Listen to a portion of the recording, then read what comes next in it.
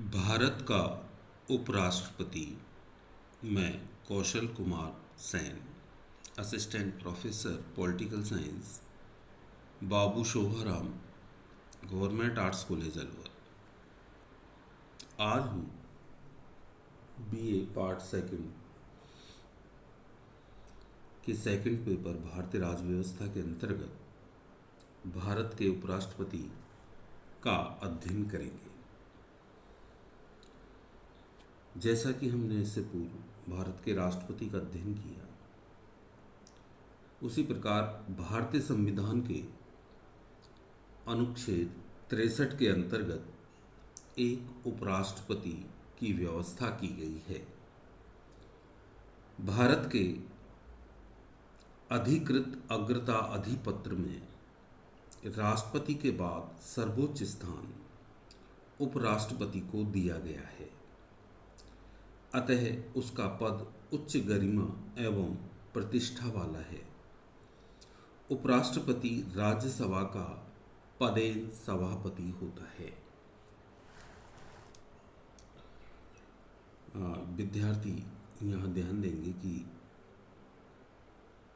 उपराष्ट्रपति राज्यसभा का पदेन सभापति होता है, अर्थात उसका इलेक्शन तो उपराष्ट्रपति के रूप में होता है, लेकिन उसे राज्यसभा की अध्यक्षता करने का अधिकार या सभापतित्व करने का अधिकार दिया जाता है। चूंकि वह राज्यसभा का सदस्य नहीं होता, उसका उपराष्ट्रपति के रूप में इलेक्शन होता है, लेकिन वो अधिकार उसे स्पेशल दिया हुआ है, इसलिए वह राज्यसभा का पदेन सभापति होता है। उपराष्ट्रपति की जो पद है, उपराष्ट्रपति का जो पद है अमेरिका के उपराष्ट्रपति के अनुसार बनाया गया है। निर्वाचन प्रक्रिया उपराष्ट्रपति का निर्वाचन भी एक निर्वाचक मंडल द्वारा किया जाता है,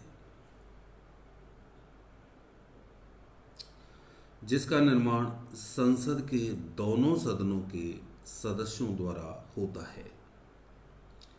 उपराष्ट्रपति का निर्वाचक मंडल राष्ट्रपति के निर्वाचक मंडल से दो बातों में अलग होता है। पहला, इसमें संसद के निर्वाचित और मनोनीत दोनों सदस्य होते हैं, जबकि राष्ट्रपति के चुनाव में केवल निर्वाचित सदस्य भाग लेते हैं। दूसरा, इसमें राज्य के विधानसभाओं के सदस्य शामिल नहीं होते हैं, जबकि राष्ट्रपति के चुनाव में राज्यों की विधानसभाओं के सदस्य भी शामिल होते हैं। राष्ट्रपति की तरह ही उपराष्ट्रपति का चुनाव भी आनुपातिक प्रतिनिधित्व के आधार पर एकल संक्रमणीय मत द्वारा और गुप्त मतदान प्रणाली से होता है। उपराष्ट्रपति के चुनाव से संबंधित सभी शंका व विवादों की जांच और निर्णय उच्चतम न्यायालय द्वारा किए जाते हैं, जिसका निर्णय अंतिम होता है। अब है उपराष्ट्रपति की योग्यताएं व पदावधि। कोई भी व्यक्ति जो भारत का नागरिक हो, 35 वर्ष की आयु पूर्ण कर चुका हो, राज्यसभा का निर्वाचित होने की योग्यता रखता हो तथा भारत सरकार या राज्य सरकार के अधीन किसी लाभ के पद पर न हो, भारत का उपराष्ट्रपति निर्वाचित हो सकता है।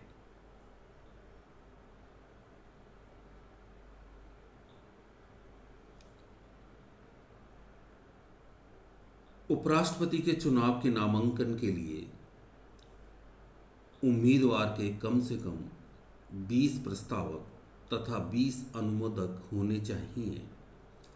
प्रत्येक उम्मीदवार को भारतीय रिजर्व बैंक में 15,000 रुपये जमानत राशि के रूप में जमा कराना आवश्यक होता है।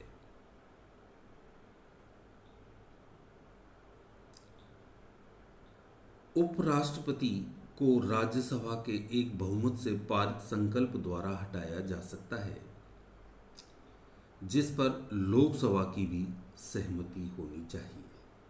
इसका अर्थ यह है कि संकल्प राज्यसभा में प्रभावी बहुमत से पारित होना चाहिए, जबकि लोकसभा में सामान्य बहुमत से। उपराष्ट्रपति पद ग्रहण करने की तारीख से 5 वर्षों की अवधि तक अपने पद को ग्रहण करता है, किंतु पदावधि पूर्ण होने के पूर्व राष्ट्रपति को संबोधित कर उपराष्ट्रपति अपना त्याग पत्र दे सकता है।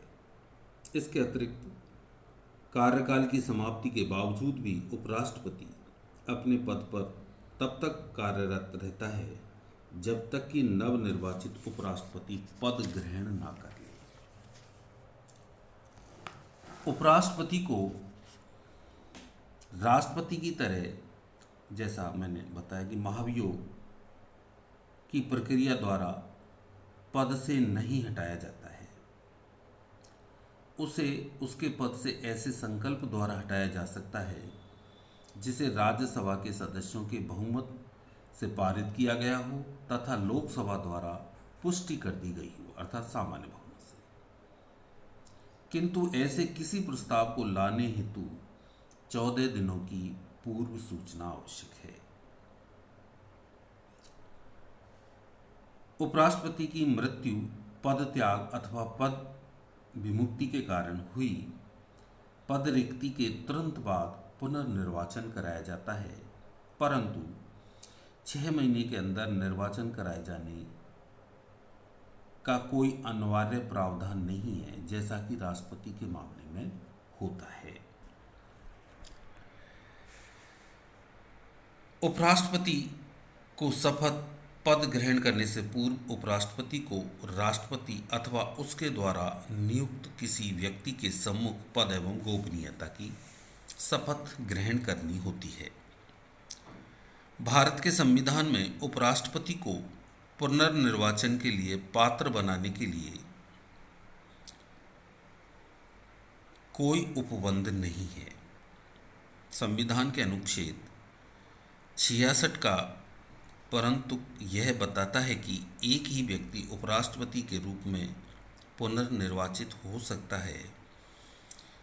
इस प्रकार डॉक्टर राधाकृष्णन वर्ष 1957 में इस पद पर निर्वाचित किए गए थे। उपराष्ट्रपति के कार्य व शक्तियां। भारतीय संविधान में उपराष्ट्रपति द्वारा संपादित किए जाने वाले कार्यों को 2 वर्गों में विभाजित किया गया है। राष्ट्रपति के निधन, त्यागपत्र अथवा अपदस्थता के कारण पद रिक्त की स्थिति में उपराष्ट्रपति कार्यवाहक राष्ट्रपति के रूप में कार्य करता है तथा यदि अनुपस्थित अवस्था अथवा किसी अन्य कारणवश राष्ट्रपति अपने कर्तव्यों के निर्वहन में असमर्थ हो तो उपराष्ट्रपति स्थानापन्न राष्ट्रपति के रूप में कार्य करता है। उपराष्ट्रपति राज्यसभा का पदेन सभापति होता है। जैसा पूर्व में मैंने बताया, वह राज्यसभा की बैठकों की अध्यक्षता करता है तथा उसकी समस्त कार्यवाहियों का संचालन करता है। किंतु जब उपराष्ट्रपति राष्ट्रपति के रूप में कार्य करता है अथवा राष्ट्रपति के कर्तव्यों का निर्वहन करता है, तब वह राष्ट्रपति की समस्त शक्तियों का प्रयोग करता है तथा उस समय वह राज्यसभा के सभापति के रूप में कार्य नहीं कर सकता है। उपराष्ट्रपति के रूप में संविधान में उसे कोई कार्य नहीं सौंपे गए हैं। वह राज्यसभा में आचरण के नियमों का पालन करवाता है। राज्यसभा में यदि किसी भी प्रस्ताव अथवा प्रश्न पर विवाद उठ जाए कि उसे विचारार्थ स्वीकार किया जाए अथवा नहीं, तो इसका निपटारा उपराष्ट्रपति अपने निर्णय से करता है। किसी प्रश्न पर राज्यसभा में मत विभाजन होने की स्थिति में वह मतों की गिनती करता है तथा परिणाम की घोषणा करता है। सामान्यतः वह सदन के किसी प्रस्ताव अथवा विधेयक पर मतदान नहीं करता, किंतु दोनों पक्षों को बराबर मत होने की स्थिति में वह निर्णायक मतदान करता है। जब किसी सदस्य द्वारा सदन में कोई कार्य स्थगन प्रस्ताव पेश किया जाता है तो उपराष्ट्रपति इसका निर्णय करता है कि उस प्रस्ताव को उसके विचारार्थ स्वीकार किया जाए अथवा नहीं। इसके अतिरिक्त उपराष्ट्रपति और राष्ट्रपति कभी कभी केंद्रीय विश्वविद्यालयों के चांसलर के रूप में भी कार्य करते हैं। इस प्रकार ये भारत के उपराष्ट्रपति के पद, योग्यताएं और उसकी शक्तियों का अध्ययन हमने इस अंक में किया। धन्यवाद।